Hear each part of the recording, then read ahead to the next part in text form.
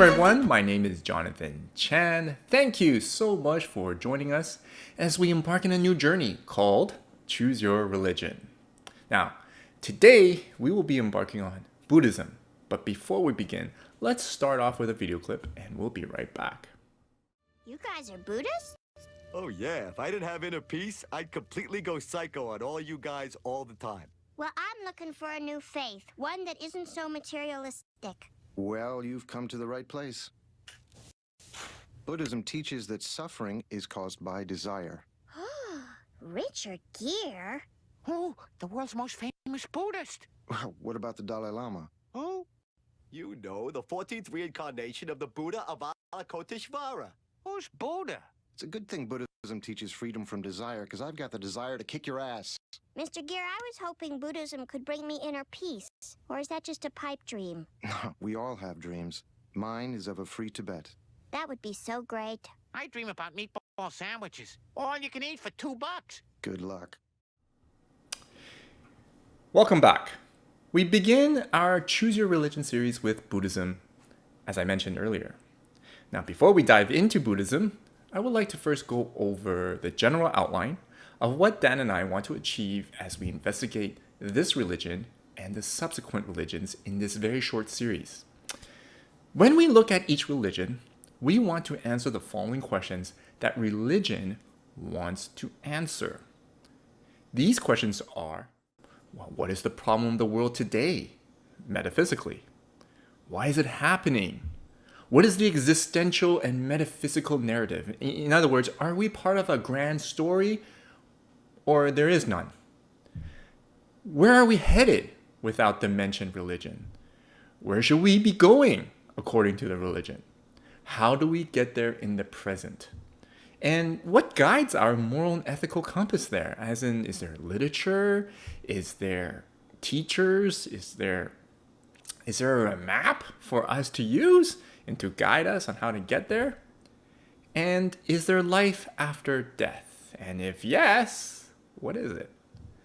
Since we are exploring these religions as a Christian, I also want to add one more to it. And that is, considering what I've just learned about this religion, how does this inform my Christian religion and my faith in Jesus? All right. Dan and I will, of course, begin with a very brief discussion of the origins of each religion, because really both he and I are fully aware that Google is available. And so a quick Google, you'll find the Wikipedia information, you'll find history.com, you'll find a plethora of information of each religion's origins. So what's really important in our discussion today and subsequent discussions for each religion is to answer the following questions I listed above. So let's jump right into the origins briefly of Buddhism. So Buddhism is the fourth largest religion, and it's an Indian religion. When it started, we don't know. Some say it probably began in the 6th and 4th century BCE. However, even though the timeline is debatable, there is a general consensus among scholars that Siddhartha Gautama was its founder. Now, who is he? Well, according to some literature, he was this nobleman, this wealthy guy from a noble family, and he was moved by the suffering that he saw in front of him. Now, what was this suffering? Now, this suffering, Buddhism calls dukkha. Dukkha, D-U-K-K-H-A. And this suffering is basically defined as the life and death cycles of everything, of all living things, including you and I. And what do I mean by that? Well, this life and death cycle, meaning I'm born, I live, I die. Then I'm born again. In other words, reincarnation for those of you who are following along. I get reincarnated again, I live, I die. This cycle called, what Buddhism calls, samsara, S-A-M-S-A-R-A, samsara. This cycle of birth, life, and death, birth, life, and death. And what troubles Siddhartha Gautama is that this cycle also involves the 6 existential realms. Because every time, for example, myself, if I live, then I die, and I get reborn again, I have to be born again into one of the existential realms. 3 of them being very good, which are godly, heavenly, and I recall heavenly, demigod, and human. And there are 3 not so good realms, which were hungry ghosts, animals, and hellish. Yes. So 6 realms, 3 of them being good, 3 of them being bad. So based on how I lived, how I behaved, how I approached life during my time of life, when I die, whatever I have done, the merits that I have earned or the deductions that I've earned, I accumulated, that will translate into what I will become again within those 6 realms. Will I be in the first 3 realms of the good realms or the bad realms? And so for some of you who are following, this is called karma. Basically, karma is you reap what you sow. So when I'm born and I live and I try my best to live accordingly, and then I die, I get rewarded again by reincarnating into hopefully the 3 good realms, not the latter 3 realms. Siddhartha Gautama, the founder, saw this very troubling. He saw this as suffering because this whole cycle, he felt it's just impossible to try to evaluate oneself to figure out if you're going to make it to the good realms or the bad realms. And so he said this is suffering and there needs to be a liberation, a freedom from this cycle. So he saw this cycle, this reincarnation cycle, as suffering, and he said humanity needs to get out of this. Like, this is suffering and we need to get out of it. And how do we do it?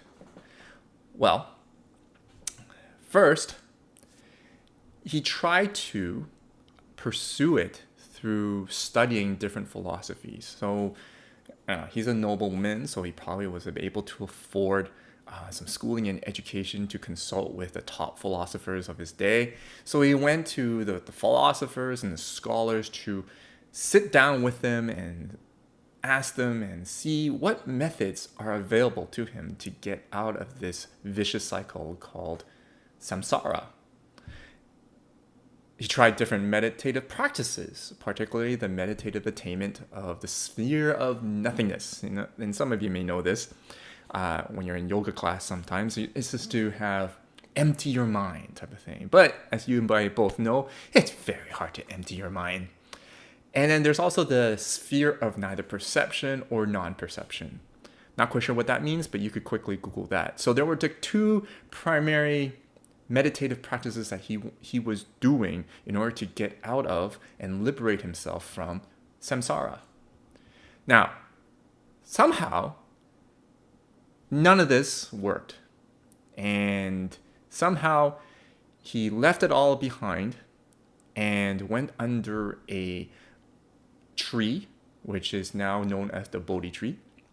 And somehow, he attained this combination of spiritual methods and also life practices in order to attain this freedom from samsara. And he called this the middle way, a spiritual practice to end suffering. And therefore, because of his success of being able to liberate himself, I'm still not sure how one knows if they have liberated themselves, but he says that once you're liberated, you can be fully enlightened.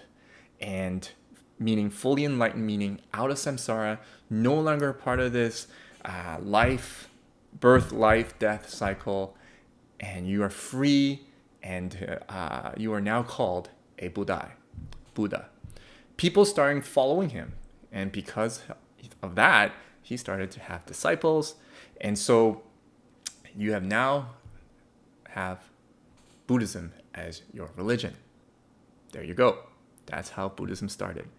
Buddhism started with a observation from a nobleman saying that this whole reincarnation cycle is suffering. There needs to be a liberation from it. How do you get it? Well, follow the middle way that he proposes and basically become the disciples of that middle way. And there you go. And there you have it. Buddhism. Okay, let's get into the questions. So, what is the problem of the world today according to Buddhism? Well, Buddhism responds to this question with what is known as the Four Noble Truths. First, as we already mentioned, is dukkha. Quote, the incapability of satisfying one's desires. Sort of like Richard Gere on that video that I showed you, is to be free from those desires, right? So the problem with the world today is humanity's clinging of their own desires, material desires. The consistent clinging of impermanent things, i.e. worldly things, that result in nothing more than more suffering. If some of you know this tune, I doubt it, but by P. Diddy, more money, more problems, right? So basically that's the idea of Buddhism, is that it's the whole idea of the consistent clinging and desires of impermanent things, worldly things, that result in nothing more than suffering, because when you obtain them, you want more, and you want more, and you want to protect what you have. We expect happiness from impermanent things, Buddhists say. And because of that, it's just not true. Rather, these impermanent things result in pain, burden, and a mundane cycle of continuing the unsatisfied, unmet desire, which is, again, this whole cycle of samsara. This desire and craving leads to the second noble truth called the samudaya, i.e. the source of the dukkha. So you can refer dukkha as the emotional and mental state of suffering because of the samudaya, the desires of our hearts. So you could say that the dukkha is the result of the samudaya. This then leads to the third noble truth, which is the proposition to solve it called nirodha. All right, pardon me if I mispronounce that, but I'm doing my best. Nirodha, the cessation of all perceptions and feelings, including the feelings for others and things.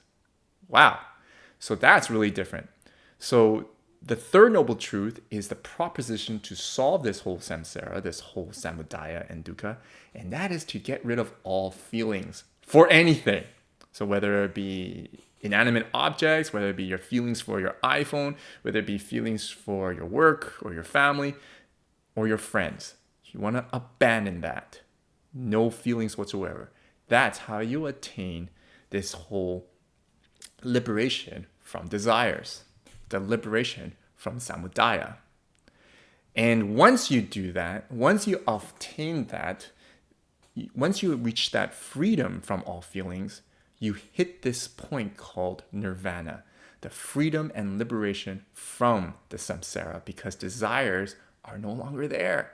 The desires are gone. So when you die, that's it. You're no longer going back into that cycle. You're free from that cycle and you're dead. Poof. Done. There's no more rebirth and no more reincarnation. You're done. Free. Which means no more dukkha, no more samsudaya, no more samsara, no more suffering and pain. Which leads to the fourth noble truth called the magga. And the magga is how to get there. And that's where we will go to the next question. The magga. The process or the literature or the life principles that Buddhists need to follow in order to reach to nirvana. Now, let's quickly summarize again, because it is a religion, a new religion for many of us. So let's summarize this again. So Buddhism says that the problem with the world today is our samudaya. the insatiable desire to be satisfied through worldly things or impertinent things. And every problem and dukkha we see is due to samudaya. Why is it happening without an end? It's because of samsara, the vicious cycle of reincarnation where we are born, we live, and we die. We born, live, and die. The continuing mundane cycle of reincarnation where we just try to figure out how to do enough good so that our desires can be offset and not end up in the latter three realms. And because of the samsara, Buddhists see this as the reason why the world isn't any better. It's because we are pursuing the wrong things and we are following our desires and our feelings, and we keep on going into this vicious cycle. The world needs to be free from it and to be able to go kaput, to be poofed, to be in nirvana and to just die and be free. This is pretty much the metaphysical and existential narrative that Buddhists see, that we are part of a story, but that story needs to get out. There's a bad story, which is the vicious cycle, but we need to be free from that story into nirvana. Buddhism says that humanity is stuck in the cycle without any liberation from it, and without taking the proper magga, the middle way, we will forever be in the cycle of dukkha. Where we should be going, is the next question, is the ultimate freedom from all passion, freedom from all feelings, freedom from emotion and desires and perceptions. And that's what we call nirvana. So, how are we to do it? Buddhism offers the Eightfold Path. There is one caveat though. While Buddhism considers the liberation from samsara as the ultimate spiritual goal, in traditional practice, the primary focus of the vast majority of lay Buddhists around has been to seek and accumulate merit through good deeds, donations to monks, and various Buddhist rituals in order to gain better rebirths rather than nirvana. You follow? So, just like any other religion, even Christianity included, you have really orthodox and really keen, zealous Buddhists and zealous Christians, but you also have those who just want the bare minimum and don't want to go into nirvana, do not want to go into poofness, but just to get a better reincarnation through the bare minimum, like good deeds, donation to monks, and various Buddhist rituals in order to gain better rebirths. So, however, if you were the zealous Buddhist and you want to be serious with this religion and you want to take the traditional route and get into nirvana, there is the Eightfold Path for you. And in no particular order, here is the Eightfold Path. They are right view, samadita, right intention, samasankappa, right speech, samavaka, right action, samakamanta, right livelihood, samaiva, right effort, samavayama, right mindfulness, samasati, and right concentration, samasamati. I said this really quickly, but those are the 8. The right understanding that the ultimate goal for humanity is nirvana. Everything is temporary and goes through a life, death cycle of samsara, yet it doesn't have to be that way. One needs to start by believing and having the right view in life that the ultimate goal is to be free and liberated from all passions, perceptions, pursuits, and cares, and be in complete nirvana. Which leads to the next fold in the Eightfold, right intention. Right intention of giving up home and adopting the life of a religious mendicant in order to follow the path that aims at peaceful renunciation into an environment of non-sensuality, non-ill will, and away from cruelty, i.e. just get away from humanity in general. Which, if you think about it, this is isolation from the world around you, really. Right speech is self-explanatory, right? i.e., lying, rudeness, swearing, gossip, abuse, and condescending language. Right action is no killing or injuring, no taking what is not given, no sexual acts, especially for monks, and for lay Buddhists, no sensual misconduct such as sexual involvement with someone married or with an unmarried woman protected by her parents or relatives. Right livelihood is for monks. Beg to feed, only possessing what is essential to sustain life. Now, for the normal lay Buddhists, The canonical texts state right livelihood as abstaining from wrong livelihood. And that's general, right? It explained as not becoming a source or means of suffering to sentient beings by cheating them or harming or killing them in any way. You hear that, Myanmar? If you're a true Buddhist, you don't kill people. Right effort is guard against sensual thoughts. This concept aims at preventing unwholesome states that disrupt meditation. Right mindfulness is never be absent-minded, conscious of what one is doing. This encourages mindfulness about impermanence of the body, feeling, and mind, as well as to experience the 5 skandhas, the 5 hindrances, the 4 true realities, and the 7 factors of awakening, which we will not get into today. You can Google that. And finally, right concentration is correct meditation or concentration. Dhyana, explained as the 4 jhanas. Whew. Now, as daunting as it was to read all that, think about how daunting it is for a normal person like myself and yourself to practice all those things. And because of its daunting nature, many Buddhist monks have offered something simpler. Because many lay Buddhists, their goal is not to hit nirvana. Many of the lay Buddhists, as mentioned earlier, their goal is to just reincarnate in a better realm. And hopefully, dear God, not to reincarnate into the latter 3 evil realms. And so, a lot of these lay Buddhists would go to the monks and say, can you just give me the Kohls Notes or the abbreviated version of the bare minimum of what I need to do so that, I don't need to be reincarnated into a rock? Well, the Buddhist teachers say this. 1, abstain from killing. Cool. Abstain from stealing. Abstain from sensual misconduct. Okay. Abstain from lying. Ooh, okay. And abstain from intoxicants, including alcohol.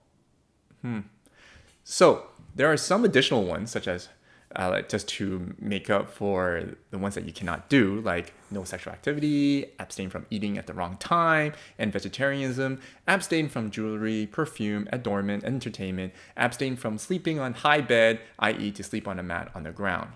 Okay, so as you can see, for the lay Buddhists, there are many options for you or I to be able to maybe hopefully reincarnate into the 3 realms and not become a rock. Now, on to the next question.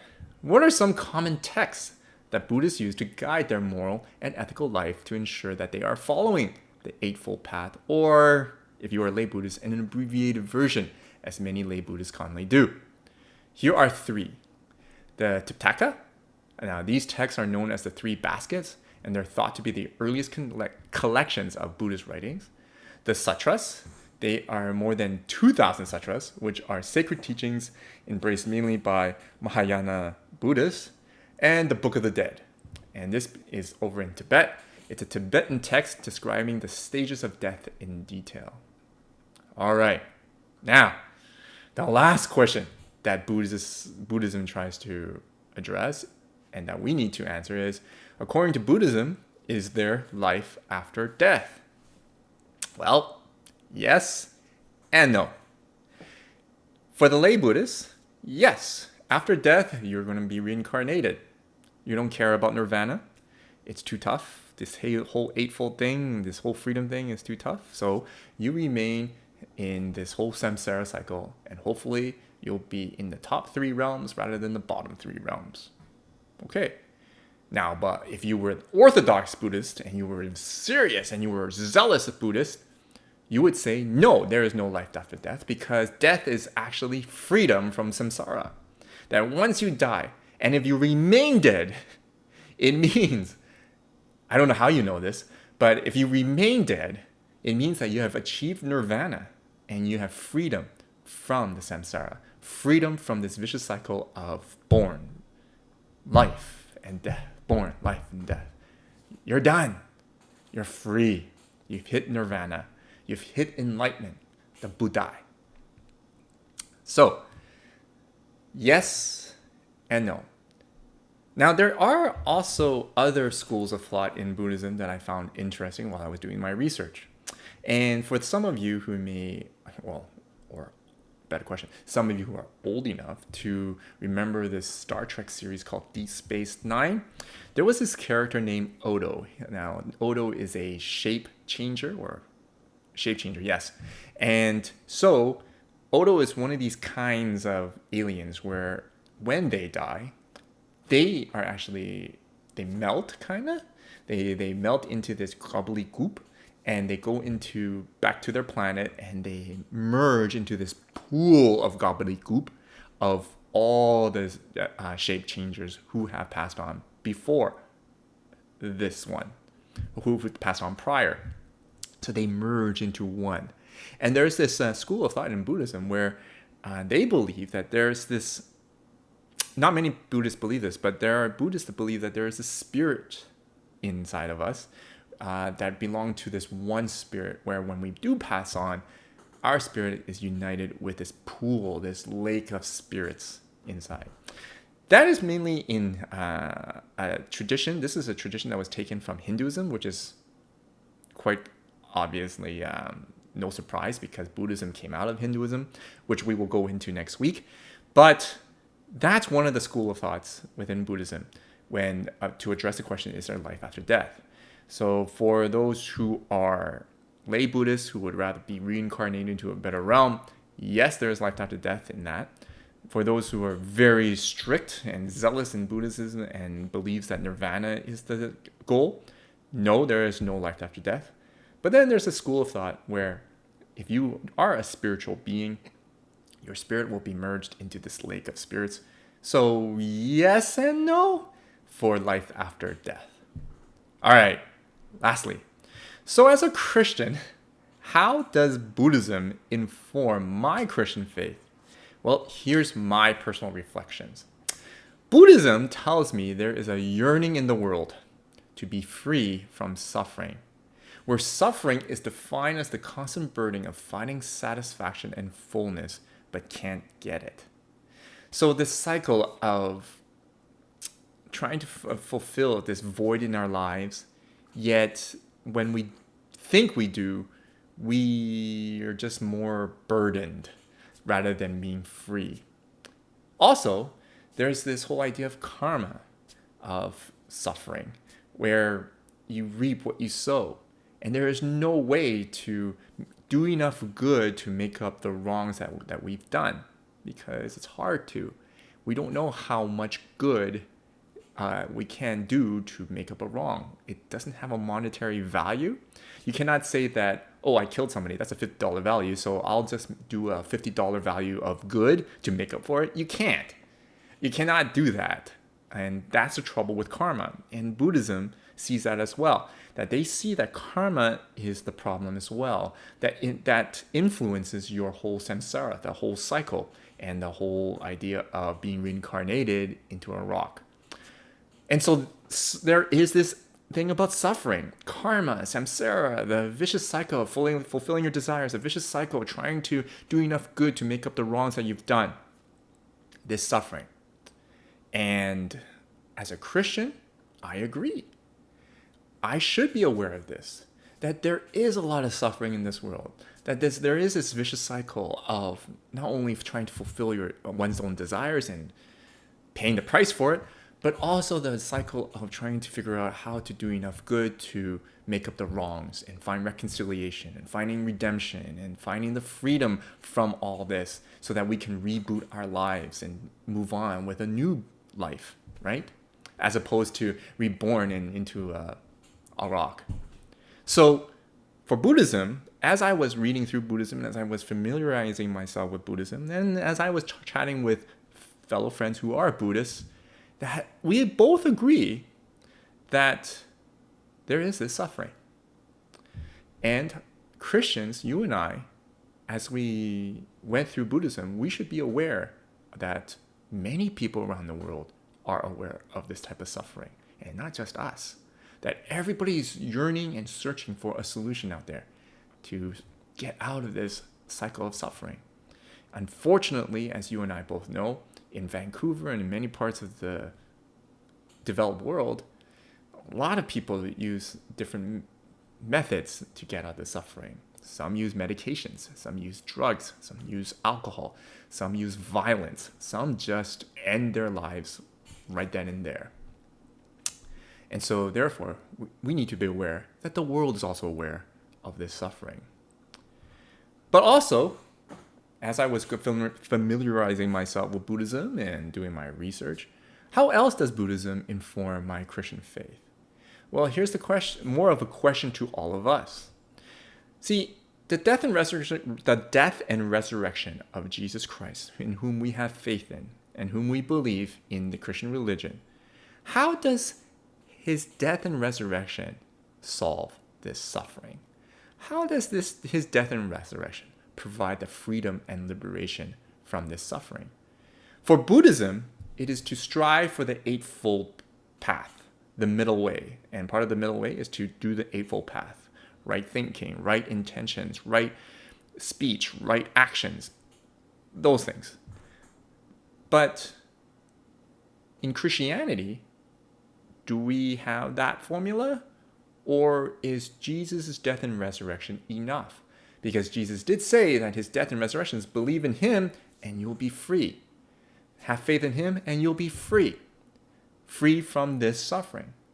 But I must ask you and ask myself, as I always do when I look at other religions, is that how does Jesus' death and resurrection provide me with freedom today?